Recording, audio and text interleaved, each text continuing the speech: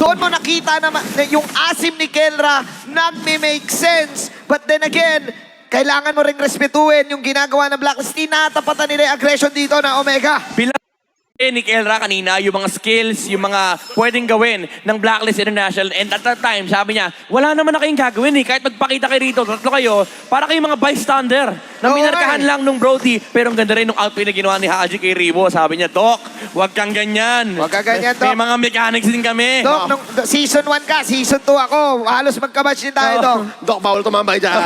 Bawal tumambay, may mansanas ako. Nagpapalitan lang sila ni Haji, no? Pag Oo. nauna si Doc, lamang si Haji. Pag nauna si Haji, lamang si Doc. Kaya pala binake yung Parsa. Sabi niya, Oo. sabi ni Haji, kaya ko yan. Teka lang ha, non-stop action nga ang nangyari dito. Heavy spin from Chakno. Tinanay niyang i-disperse. Hinila naman ni Renajay. Pero there's strike coming in. Sensui still here. Stacks on to the Filipino Savage. Unang babagsak si Chakno. Mystic Gush na gamit na nga. Jungler for a roamer. Ryota susunod na. Kelra naghahanap pa. Kelra! Dito sa may bandang baba. There's a knock-up from Andoryu forcing out. Edward, no more Fanaga armor. Wala nang stacks. There's the knock-up. Cyclone Eye, mas save pa siya. Andoryu? Looking for damage. Walang pantapos ang Omega. 2-for-1 situation. That's a 2-for-1 situation. Pero nakita mo yung difference of game number 1. Kaya, Kasi yung Blacklist International, hindi na sila basta-basta makapagsugod ng todo. This time may pangsagot ng Omega. at this point, overwhelming yung damage output sa site na magkabilang kupunan.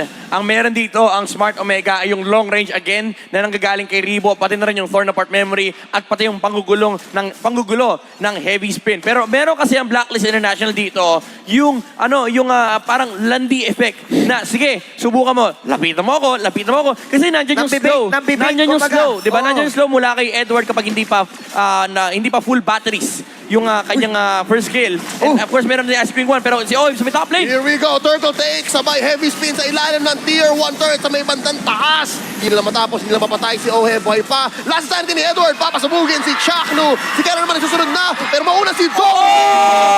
Edward goes down, fade away, turn apart memory No way. from Kelra. Pero mababawian ni Sensui. 3 for 1 ang balitan, blacklist ang lamang. At nabuhay pa si OM dito. Siya yung, sa kanya nagsimula yung laban na yon. Siya yung tinarget sa laban na yon. Antonio Volado na, penalty zone. Atoy R. Papasok dito, hammer. Ohe, buhay pa rin. Pero papasabugin siya dito ni Ryota. Tibi-tibi. And there's the pull, there's the gush. Combo wombo. Haji and Ryota. Renajay. Haji combo. Sa may taas naman, Andoryu, buhay my pa. love. Sensui, mapapunish ba siya dito? The answer is yes. Sobrang tagal ng team fight na yon. Pero sabihin ko sa inyo, hindi ko alam sinong lamang. Hindi ko na rin malaman sino yung lamang. Kasi namatay na yung mga namatay. Tapos, hindi pa tapos, bumalik na buhay na. Nag-round 2 na. Nag-round 2 na yung laban. Ganon ka-action yung laban na to. Guys, para tayong bumalik ng MPL Season 7. 8 minutes, 17 kills, 2 kills per minute. Ang galing mo mag-mat, Midnight. Yun na lang yung kinain ng utak ko eh. Hindi.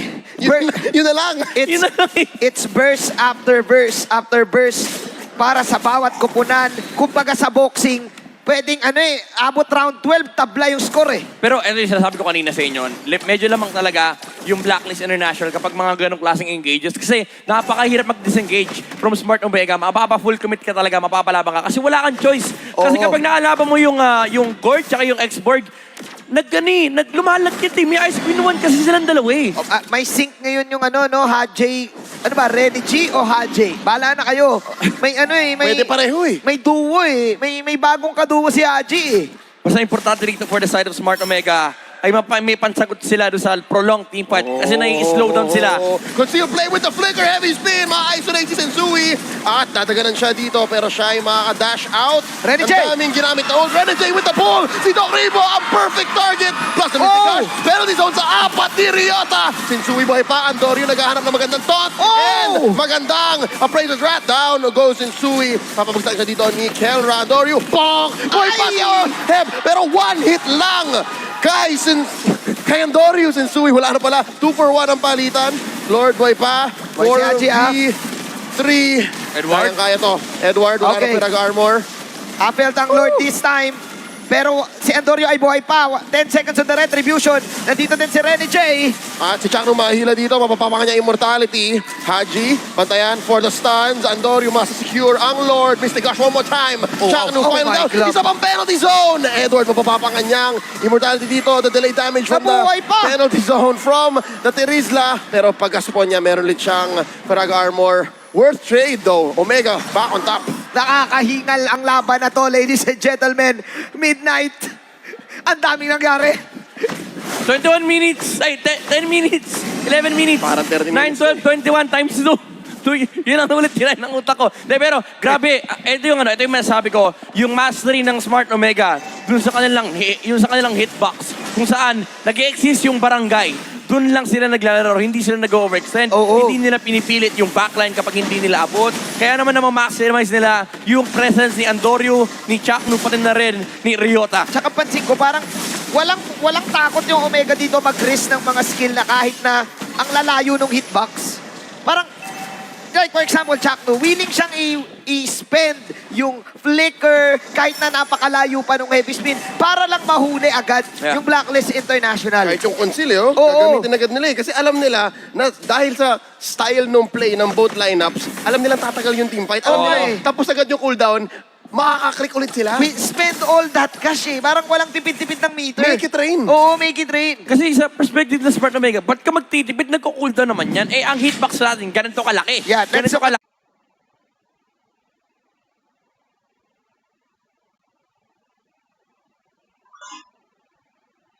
Awak! Let's look at that instant replay. Ito yung penalty zone ni Ryota. Napakalupit nung kanyang pagpasok dito. And hindi pwedeng palaganto basta-basta ng Blacklist International. Kasi once na mag-group up ka, abot ka din nung mga crowd control ni Andorio. And unfortunately for Oheb, naabot nga siya. Dagdag mo pa dyan yung AoE damage output din Oo. ni Kelra. Kasi unlike a Bruno, na kailangan dikit-dikit kayo para tamaan kayo ng mga bola. Kahit mag-spread out kayo sa harap ng Brody, basta may torn apart memory, kaya kayo labanan yan. Totoong laban na ata to. Nagkalapag rin ng ult, Andorio, napakadaming stacks, pero buhay pa siya. Oh. Last insanity ni Edward. Mapapanish ang overcommittal. Moves ng Omega, Yun, one for none. may mga ganun na napapanish ang Blacklist International. Punish ang dahilan kung ba't nakakakill ang Blacklist International dito. Pero it is clear na for the last 3 to 4 team fights, Omega ang nagdidikta ng laban. Sila nagsisimula ng laban. Sila yung naghahamon eh. Yeah. Ang dilemma kasi doon is, again, hindi naman ready lumaban yung Smart Omega. And kapag umapa ka din kasi sa teritoryo ng Blacklist International, again, malaking problema yung mga Ice Queen Wand kasi may hirapan ka mag-disengage. And at that time, hindi willing mag-commit ng spell sa Smart Omega kasi hindi naman malaking objective eh. Purple lang naman yun eh. Teka lang, na-face check ni Sensui. Ang bush na may Rene J! apat. Papasok si Rene J. Divine Judgment sa isa. Heavy spin ni Isolate Chakno. Wow! Isa na namang penalty zone. Na bongga ang pinasok ni Ryota. Forcing out a last insanity from Edward. Alright, technical knockout ng mga Omega doon pero walang namatay. Pero yung Lord. Yung pwesto sa Lord, super important na to for Smart Omega. Pwede nilang i-rush yung Lord dito. Aabot naman, however, si Sensui. Pero baka nakaharang-harang na sa... Oh, walang divine judgment. Meron ng ultimate si Ribo. May ultimate na si Edward. Sisui, meron din! Mystic Gush already, plus the feathered airstrike at mga stacks. And there's the abrasive shot. Pero una babagsak si Chakno na trade out. Shutdown kay Haji. Panahon natin dito, ang daming nangyayari sa may bush na ito. Oheb. No, na-shutdown si Ryota. Edward! Buhay pa. Edward, true damage to, ladies and gentlemen. Kelra buhay pa. Renegade shutdown. Patay na si Edward. Double kill for Andorio. Ano napunta? Yung Lord, Kai Sensui. Blacklist International 3 for 3 trade. Sila pa ang nanalo sa Lord take. It's the Sensui instincts para doon sa nangyaring team fight. Ang daming nangyari, nagkagulo na, nag-ready na lahat, namula na lahat. Pero isang rectory ang nanaig. Ang ganda sana nung start for Smart Omega. Chakno going in with the flicker. Gusto niya gamitin yung heavy spin. Pero sabi ng Blacklist International, okay, gusto mo yung backline namin. Sige, yung backline na lang din ang titignan ni Edward. Pumasok siya with the last insanity. Nakita niya yung mga proper targets sa may bandang likuran, even using the flicker. And again, yung mahirap kasi dito for Smart Omega, yung mga nasa likod, pag wala na mobility spell, sila Andorio, tsaka si Kelra, abot ka ng X-Berg eh. Manlalagit ka kasi dahil may hawak siyang Ice Queen 1. Yung apoy na may yelo pa. Yun yung binibigay ni Agent Pasmado Zero ka eh. Pasmado ka. Magkakalagnat ka nun eh. Init lamig. Oo. Init lamig. Si Edward nga, no? Siya yung difference maker sa laban na to eh. Yeah. Yung gulo ng isang X-Borg. Nire-replicate niya yung ginagawa ni Chuck Nu. Oh, teka lang. Natayo pa ang inhibitor sa may baba. Chuck, Okay. tataganan ng dalawa. Down goes Oheb. Kelra gets the kill. Edward ngayon, wala siyang immortality. Ryota, tinatry hanapan na naman ng magandang angle for a penalty zone. Oh, my. Great defense from the barangay. Clutch yun, ha? Clutch yun, ha? Para kay Chuck Mamba. Grabe. Nahuli niya si Oheb. Ganda ng ipit. Ang ganda ng ipit. Nakakailang gandang ipit na si Chuck Mamba dito. And magre-react na lang muna ang Blacklist International. They will disengage. And you need to give it up to Andoryu sa laban na to also. Oo. Ang dami niya ring naaambag para sa ng barangay. Siya yung siya yung follow-up CC kapag nandiyan na, kapag tapos na yung kay Chuck Nu. Oo. Nakita natin kanina, kaya nabuhay si Kelra. Yung huling proc, yung huling duration ng first kill ni X-Borg, sinalo niya yung mga, kasi si X-Borg, bumabaril-baril din yan eh. Sinalo niya yung damage, sabi niya, sige, content ka muna ngayon, boy. Piso na lang si Kelra. Isang baril na lang. Nabuhay pa siya dahil sa perfectly timed na taunt mula kay Fredrid. Oh man, ang hirap malaman ngayon kung sino nakakalamang kasi for 16 minutes ay hindi ganoon katumaas yung kalamangan Ito na. sa ating gold. Look at this instant replay. That catch nagmumula kay Chuck Nu.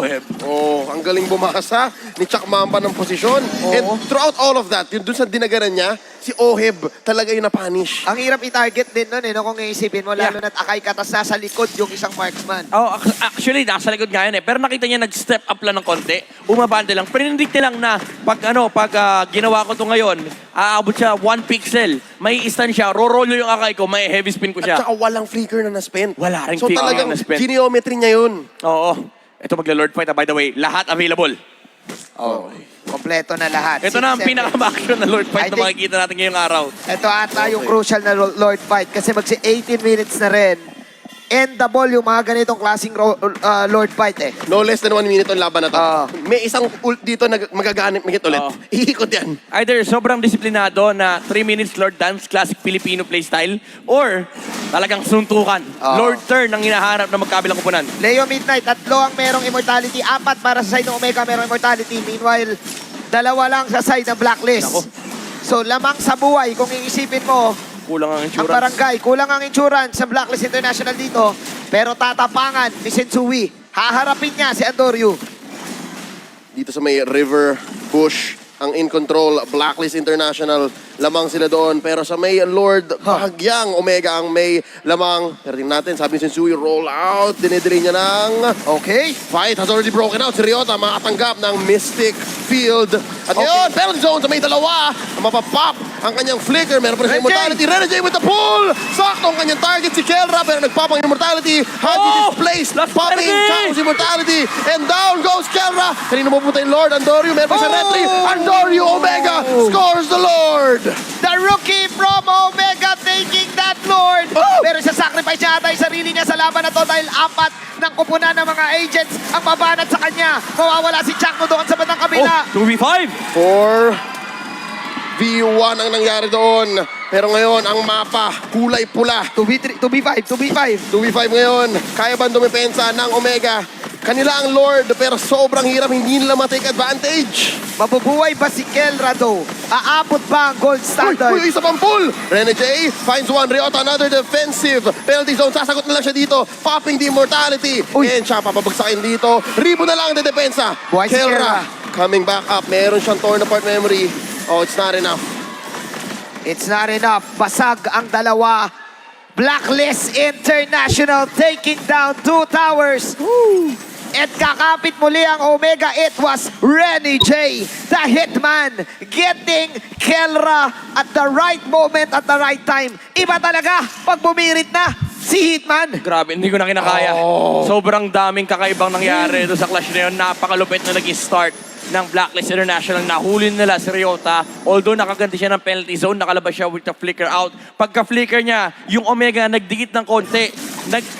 Kuminang yung mata ni Rene J. Sabi niya, Okay. target locked! Sakto yung lyrics ng 12. Sakto yun. Ano ba yun? Paano ba yung lyrics nun? Hiling ko ikaw. Yun ba yung lyrics nun? Baby. Oo. Akala ko kasi yung gotta be just out of Georgia. Iba yun. Iba na yun. Rin pala yun. Luma na yun. Favorite ko kasi yun eh. Man, breakout performance si Rene J this season 12 ha. Yun Week ba- 1 pa lang. Yun, oo nga eh. At pinapakita niya na siya na talaga si Renny Change. Oh. Medyo matagal na yan, pero pasok, sige, pasok. Last year. Pasok naman. Last year. Last year pa pala yun. Oy, wait Renny lang. J.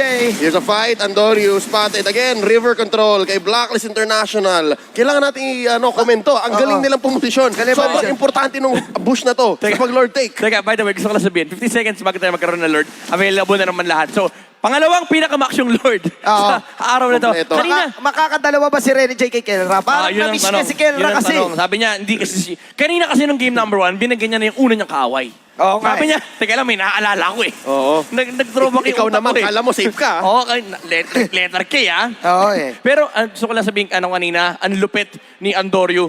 Panalo na sana yung Blacklist International doon, pero yung Lord Steal na yun, Na-deny. sobrang crucial. And by the way, Kulot gusto ko rin- kulot din si Andorio. Kulot din si Sabi ko Andorio. lang, kulot din. Oh, check mo. Oh.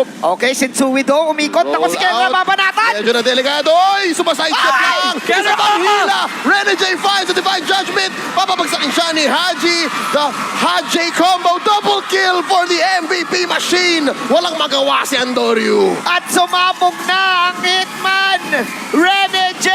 Hindi siya naka-airplane mode! Tuloy-tuloy lang ang turbo dahil nahuli niya walang iba kundi si Kelra! Renny J making the play! 5v3. Sumetry dito si Ryota. Ang Oh! dami-dami Outrageous niya. shot! Outrageous shot! Pero papabagsakin siya ni Edward. Oh my And just goodness! like that, ang feathered airstrike ni Ribo. Matagal natin yung nabanggit si Doc Ribo, the GOAT. Tapos ata! 2v5 Tapos ata! ang depensa. May wave. Last sanity. Ryota boy pa. Pero hindi na, ladies and May gentlemen. minions! Yan na yun. At mukhang tapos nga! Walang bawi. Blacklist International will take this game. This winning moment is brought to you by our official sponsor, FWD Life Insurance. Renny J with the crucial divine judgment. Pumirit na naman ang The Hitman. 2-0 for Blacklist International. May I just remind you, 3 weeks, walang bawi. Lumabas ng bootcamp. Nagbihe si Doc para dito.